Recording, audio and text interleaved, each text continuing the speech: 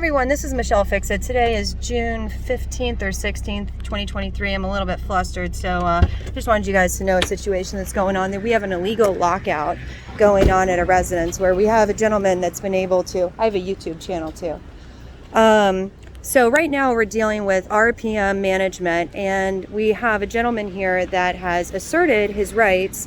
He has a letter that has his mail, and he is being illegally locked out. He is completely explained the situation, that his mother is in the hospital and he assumes a caretaker role with her whenever she has anything going on, and he had a key to the premises.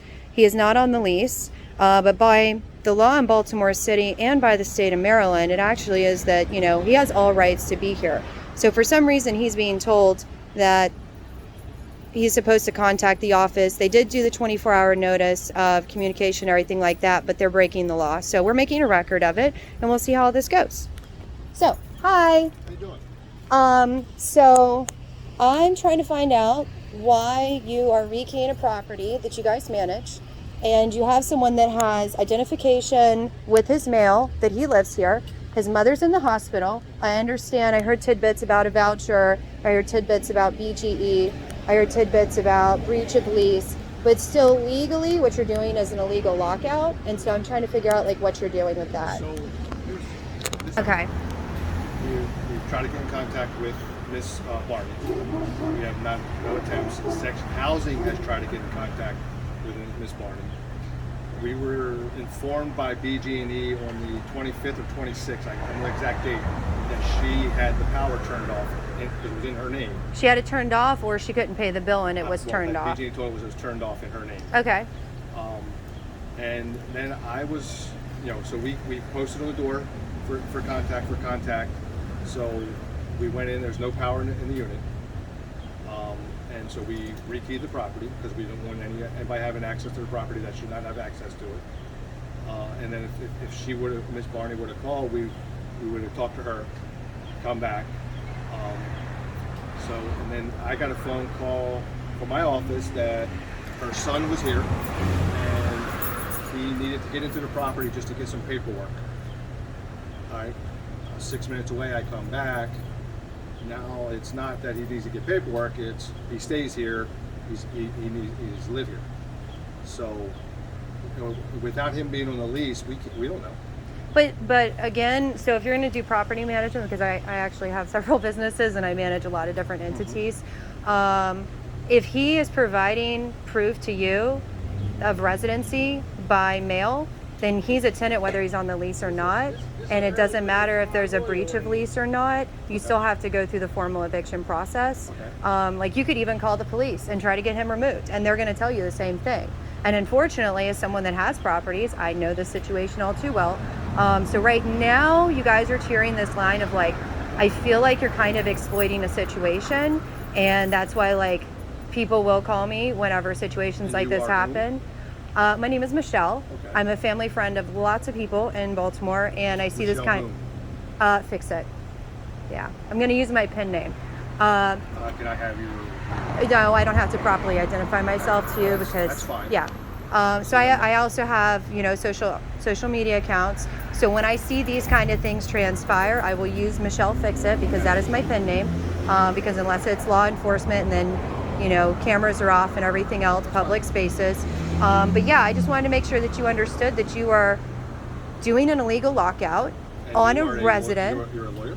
I am not a lawyer. Okay. However, I have had to go through this situation personally with tenants that actually do know the law, and when they get pushed by things, and also it's just a level of appropriateness where if you have a business or you're sending people out for different things, you need to know the law, and you need to know that you have to choose which way you're going to evict this tenant, because right now, whether he's paying or not, he's a tenant. And the Maryland law exists for these kinds of situations of impoverishment or failure to pay rent. You have to figure out if you're doing a wrongful detainer on him. You have to figure out what you're doing and which area you have to expedite it, or going the route of a breach of lease, since that was mentioned. Unfortunately, I've been in a similar situation, but the second that I had this situation transpire personally, I either called an attorney to make sure I wasn't breaking the law, or I called the police to make sure that they at least knew the local laws and ordinances, and then found out, hey, you can't just, I've had people assume squatters' rights over properties and stuff, and it's not a fair game to play as a landlord, as a property manager, as a tenant. But in this specific situation, based off the information that I was provided, it seems like there's a health or mental issue or a physical issue going on with his mother. That's their personal information. And so whatever happened with the voucher or the subsidiary or whatever payment method you guys were using, then they need to get on with that. But you can't just forcibly evict them, because in most states it's illegal. And it's definitely illegal in Maryland. And all he has to have is his mail, and that's what he has. And he's letting you know his mom's in the hospital. For months. Again, these are details that, like... Section 8 has been trying to contact her, has been out here numerous times to do inspections with no I was way here. of I entering was the here when property. the day they got inspected within a month ago. He said a 2-year. She was cleared for a 2-year inspection. I have the paperwork upstairs, sir. This house is, the unit itself is in abatement, so it has not passed inspection. I'm not, sir. I'm telling you that a guy came here. I don't know what, where, or how, but it's a paper upstairs saying that he cleared her for a 2-year inspection within 6 months ago. And this is in his paperwork, and it's in the system because a lady called me and verified that, and called my mother and told my mother that her apartment is cleared for 2 years. Now this before I left. Now when I come back, y'all telling me she evicted? Well, she hasn't been evicted unless they've gone through an illegal eviction. That's crazy, bro. By the way, out of courtesy, even though like I know I can't, I'm not recording anything except for like feet and stuff. So I am like very respectful with things like that. But basically trying to mediate the situation. You've been properly informed. Are you going to try to continue your illegal eviction, or like what are you guys going to do? Okay. I can't make that call. All right. Well, he can provide you with his proof. And again, I'm not recording him, or like I'm audio basically. So if he provides you, you can let whomever. So are you a maintenance person or? I'm with the company and I handle the inspections aspect of this. So, but we do, everybody does a little bit of everything. Because you guys are like a small to medium-sized company. I don't really know much about you guys other than like I saw the reviews at one point. Like I just did a really super fast search on the general business and stuff like that. And I mean, this is like completely accidental, coincidental stuff, and like maybe this changes you guys' business model with like how you're handling these situations, because like there's a reason homelessness exists in Baltimore, and it's because of like trending into certain areas. Our impression was that we tried to make contact, housing's tried to make contact, we've done our due diligence as far as posting notes, trying to get contact. So we were under the impression that no one was at the house or the residence. They vacated the property, especially when My mother just left in an ambulance BG&E to go to the had hospital. the electric She set got a turned bill. off She got a at bill the end that's of gonna come May, here from the ambulance. and we've had this numerous times where people just vacate the property. Oh yeah, no. And because I have a property management business, I have a few different businesses, and so for that specific situation, what I've been informed of with lawyers and then actually actively communicating with police and stuff is to post on the property that you're going to be there, which you guys did, and that's why when he told me about the signage and paperwork, it's like, okay, well, you are required to do 24 hours notice. And then, if no one is there, if someone is there, then if they can provide proof of residency, you're required by law to give them a key, whether it's a breach of lease or not. It sucks, but it's true. And then like if he called the police on you, then they would tell you the same thing. If you called the police trying to get him removed, they tell you the same thing. They'll even tell you as far as, and they will have a police chief tell you that if you keep the situation going, that he's allowed to use any method possible to get back into his residence, including up to property damage, which is crazy. And I've had to deal with that because I didn't know. Because if they leave so much as a book bag in the house, and then they break down the door to get it, and then they're still there and they have proof because that book bag had their mail, and guess what? You're in trouble for breaking the law. Now you've had your damaged property. Now you've had police, blah, blah, blah, blah, blah. And like the best case situation is one, try to talk to him because he knows his mother's situation. So I don't know how long the voucher situation, because all those vary, but see what the voucher situation is, because I have no idea how long he, she have been residents there, but quality retention of consumers. Like, is your property all damaged in there? Is what? Is the property damaged in there? Their property? Yeah. No. No, like the apartment. Is it like, have they? I did not do a complete walkthrough of the whole apartment, so I don't know. It, from what I walked through, it seemed like, but I can't answer that truthfully without doing But a walkthrough. basically the point I'm getting at is if you have tenants in place that are relatively taking care of the property and there is an issue with a voucher or a subsidiary or something like that, it's in you guys' best interest for retention to try to see if there's a way to understand how to get this stuff corrected instead of coming out here and rekeying and then, like, I don't know. Well, I mean, I've had people literally try to blow up my houses. You have to look from our point of view. We made our attempts to contact. That's calling, posting, and the property. But we have to protect our owner as far as we have to protect the property. That's why we rekeyed it, because we don't know who has those keys, who doesn't have those keys. Yeah, no. And we look at the property as being abandoned. Yeah, and but if he was here for an inspection, then that would have been enough verification that it wasn't abandoned. So I don't know you guys' timelines and everything. I completely see your perspective as somebody that owns properties and as somebody that manages properties and as someone that does a lot of different things with like business entities. Like, I do a lot of stuff. So I get it.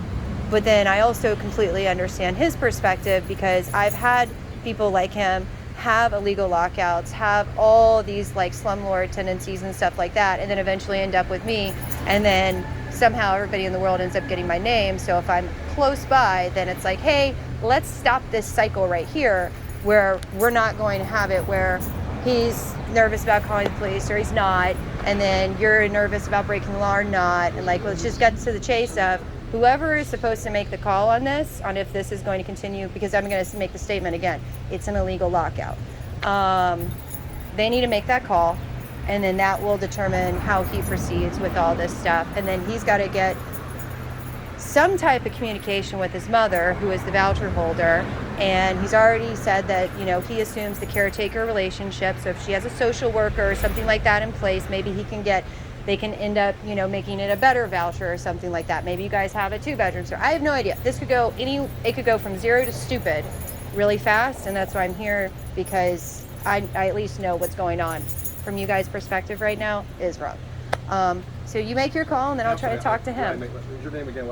And Michelle. Michelle. Just call me Michelle. What was the... Fix It. Fix It. Yeah. It's a little generic name. It works pretty well. You are, just to let you know, for both of our safeties, I haven't got any of you other than your shoes, and I haven't got any of him outside of his shoes, but it's still on. Because I do have a little YouTube channel. It's super, super small, but as long as you say it, people get nervous. Right. And I have a bunch of videos, like I'm documenting certain things like this, and then like in a couple weeks I'll start letting them go, and that way people will see how people handle stuff.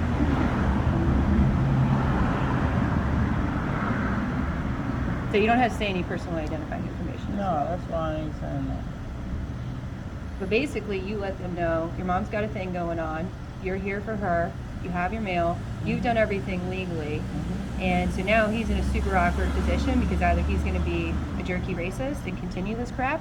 And, I'm white, so I can call people a racist, right? There's just, there we go. Lightening up the situation. But, yeah. So, ball would be in your court. If they continue this legal lockout, you could always call the police station, ask them, hey, this happened, I got my mail, blah, blah, blah. They're going to tell you the same thing. They're going to say it's an illegal lockout.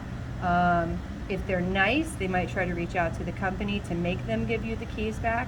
If they're not nice and they just say, hey, you use whatever means you have to do to get back to your stuff because you've been illegally booted out, they now, if they're nervous, will have to, on Monday morning, start paperwork for either a wrongful detainer on you. Just know that unless an officer asks you, you don't have to identify yourself to them.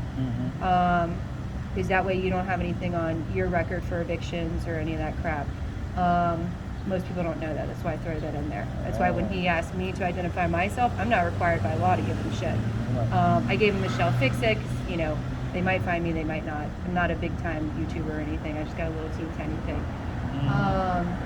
And then the other piece of it is, so it's wrongful detainer, that would be specific to you. They have to do a failure to pay rent or a breach of lease or That's what I was something. telling her. They don't even have a current lease unless it's owned by the same dude. Like No. this house is in this weird limbo thing. And they don't know that I know that, but I'm not going to tell them that I know that because that means that I've been watching this house way too much. But they'd have to go through one of those actual eviction processes, and it takes a while. And then the sheriff is the only one that's allowed to kick your butt out. Just remember that. My Daryl cousin told me that she do that Because this happens all the time. all the time. Because they want to act like, oh, I'm big, bad, and whatever. And just tell me just kick off. Yeah. But this ain't the first time he did this. I'll give you one of my business cards, so that way you got a point of contact for me. Just don't let people like him see my business stuff, because then they come after me. No.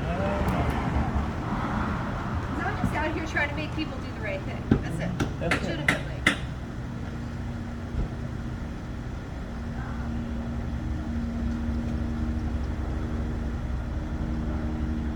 Like right now, my phone locked in there. Like how I'm gonna make Oh, a your call? phone's in there too? Yeah.